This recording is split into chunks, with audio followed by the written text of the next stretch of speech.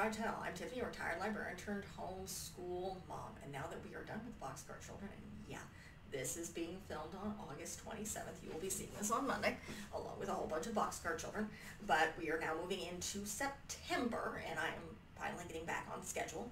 So we're going to be looking at this. So this is Beauty and the Beast. This is the original written, and I'm going to butcher this. In fact, I'm going to have to look at the Wikipedia to get the actual full name of this author. Gabrielle-Suzanne Barbot de Villeneuve. I'm not French. It was originally published in 1740 in a magazine called again, not French, La Jeune Américaine et les Contes Marins, or the Young American and Marine Tales. Apparently it was rewritten and shortened by French novelist Jean-Marie Lapousse de Beaumont in 1756 and published in the Magazine des Enfants, or children's collection. So this is technically a children's story. And it's certainly interesting. And it's very, very different from what most of us would be familiar with, which is the Disney version, which is prince turned into beast by fairy because he pisses her off. He has until all these feathers, these petals fall off this rose. His entire staff is turned into various different objects. Belle's father is an inventor. She's kind of the outcast of the little town. She ends up taking her father's place because he tries to pick a rose because he gets lost, and they fall in love. This is more complicated and very, very interesting. So, first things first. Belle is the youngest of she has several siblings. 12? Yeah, I think she has 6 brothers and 6 sisters. Or 6 brothers, 5 sisters. All older. She's the youngest of the family of a wealthy merchant. Only I believe, his wife is dead at this point by the time the story takes place. And he loses his fortune. Essentially, ships don't come in. Stuff gets wrong, and eventually they become poor, and they move to a little cottage. And Belle's brothers are okay. They're younger, so they're the younger. Belle's the youngest sister, and then she has 6 younger brothers and then 5 older sisters. And her sisters are not happy because now they're miserable and poor. And she seems fine, and she just kind of takes over. And father goes off. He had heard that one of his ships has come in, unfortunately, and of course Belle asks for a rose, which is typical in a lot of the Sims stories that cut out a lot of this stuff, because goodness, this is an interesting story. So he gets to town, but his ship's kind of been looted by people. Think he was dead and everything was sold off, so he still has nothing. So on his way back, he ends up getting lost at this castle, and they basically the castle itself, we're not talking magical creatures here, him in, feeds him. He wakes up, goes to leave, goes to get his horse, takes a rose, pisses off the beast, who basically says, okay, here's the deal. I'll let you live basically he's begging for his life. It's like, I have these children. It's like, if one of your daughters will agree willingly, they have to be willing of their own free will to come and pretty much live with him forever. And so, yeah. And this merchant is like, okay. Otherwise, basically, he comes back and the beast kills him. So he gets there, he tells his family, and Belle offers to go. And her sister thinks she's crazy, and her brothers are not particularly happy, but eventually the beast sends a horse, and she goes with her father. They go back. She has to, yes, I agreed to do this willingly.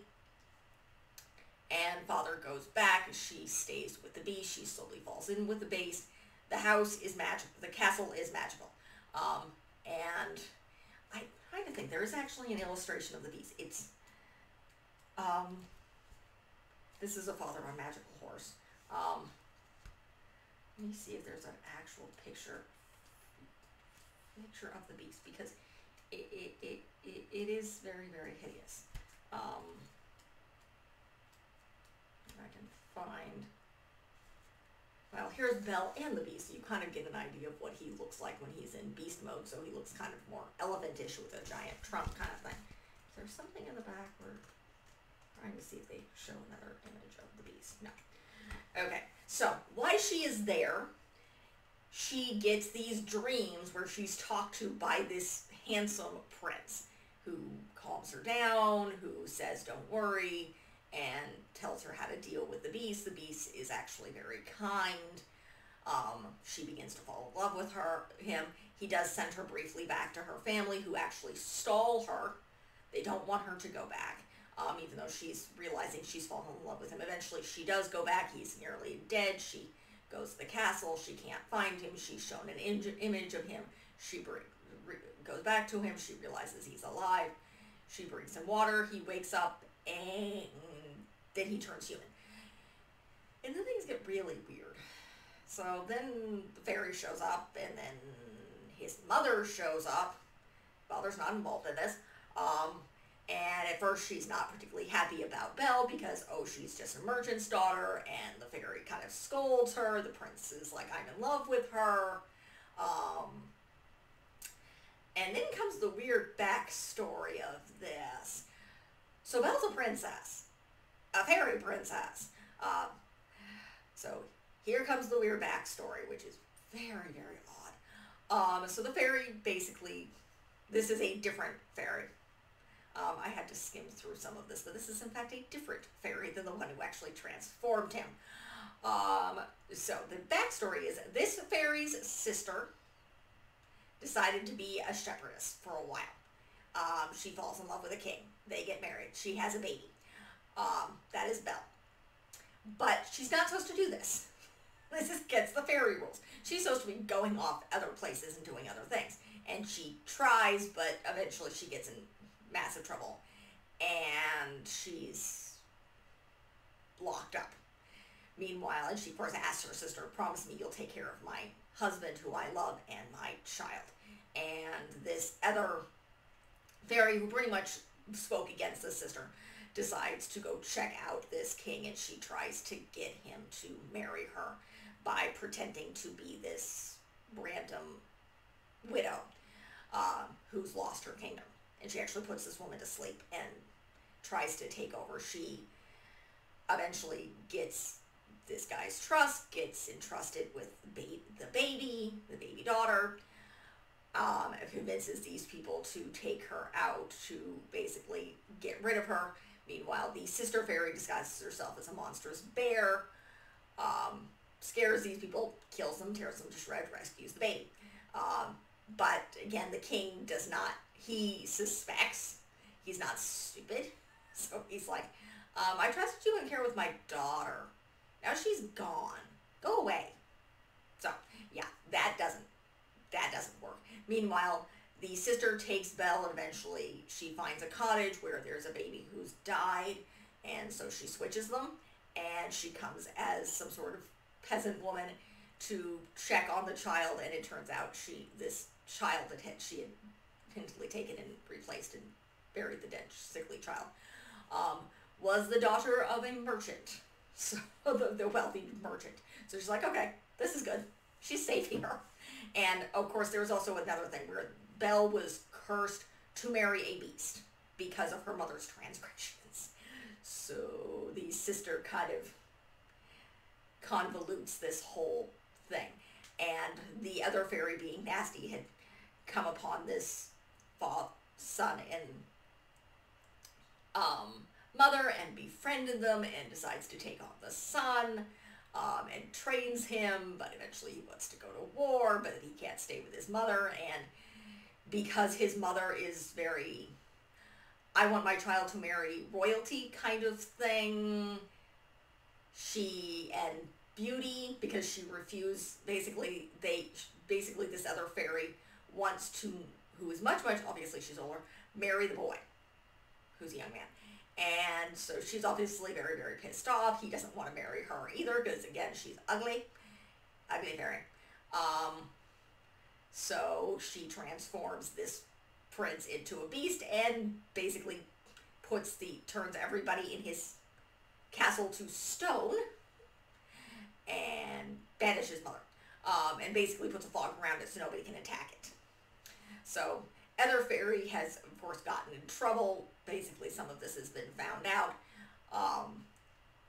And she's gotten in trouble and she's been banished by this point. So the Other Fairy, whose sister, finds out this. And it's like, oh, this is a good way to deal with the whole my niece has to marry a beast thing. So yeah, she orchestrates a lot of this. And so of course now the mother is perfectly happy that her son is now going to in love with and marry a fairy princess. And now here comes the other thing. And again, this is very, very weird. This is very, very weird. So the sister who'd been banished, apparently with the fairy rules, again, I would have to read this in detail. It's very, very weird. But they have to pass a certain test. So she convinces the head of the fairies, like, if I can survive the bug, yes, a bug, for a certain period of time, will you let me see my family? And they're like, fine.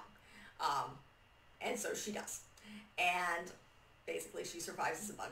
And then she goes through this weird serpent testing, which makes her more powerful. It's like you can survive for a serpent for a certain period of time. Then you're all powerful. And that's how he banished the other fairy. And so at the very end, she shows up. Mom's alive, back with her husband, happy her daughter is getting married. They eventually, and the merchant father who's raised her and his family, along with the daughters who are now, father's fortunes have been reversed. The daughters are now married off to these other ones who actually wanted Belle, because of course they did, because Belle is beautiful and smart, and as usual when it comes to the princesses in these stories, she's virtuous and perfect. And that's just the way it is, because that's how these stories go. And everybody lives happily ever after. But yeah, so in the original tale, Belle is a fairy princess who's high nobility, the daughter of a king and a queen who've now been restored to their thrones, and marries a prince whose mother's still alive, and Belle's half fairy, which explains why she's very, very pretty. Yeah, it's interesting. This is a very, very interesting tale. Far more interesting, and again, there's the castle, and of course the castle, the beast castle people, everybody's brought back to life. So there's that going on. So it's very interesting.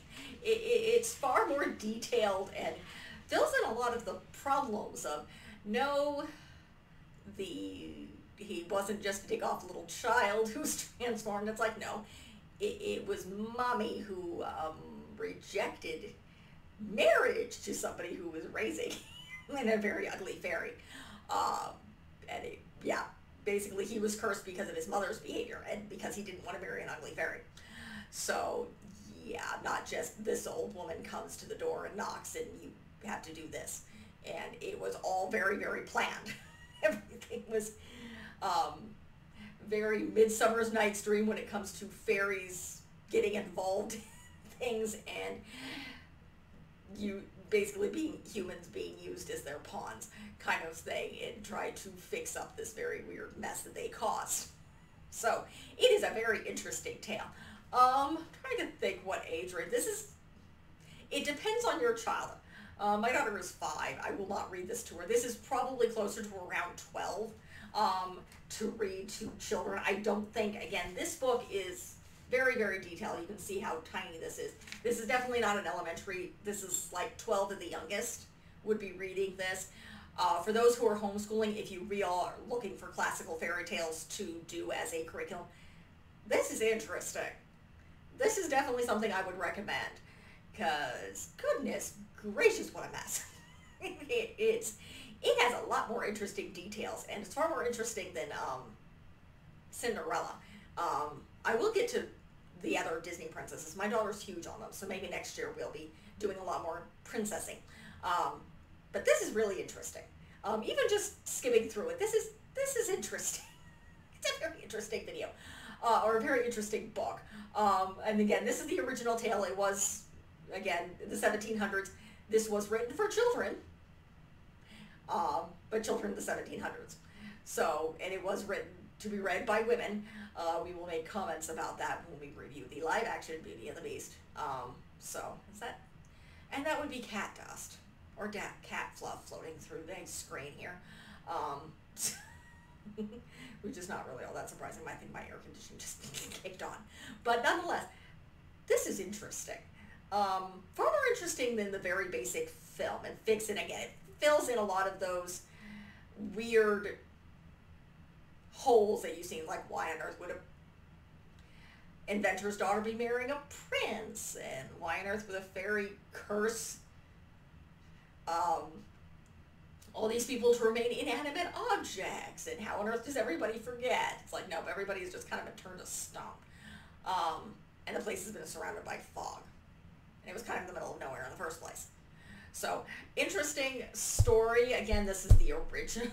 The original was originally written for children.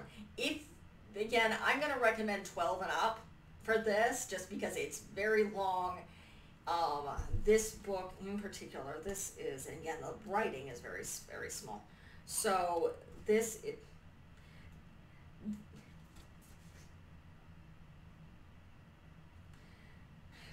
uses bloody Roman numerals. So I have, let's see if there's no, I have no idea how long it is. It's probably a couple hundred pages. But again, the writing is really, really small in this.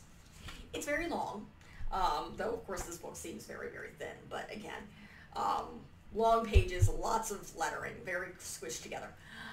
12 and up would be my recommendation.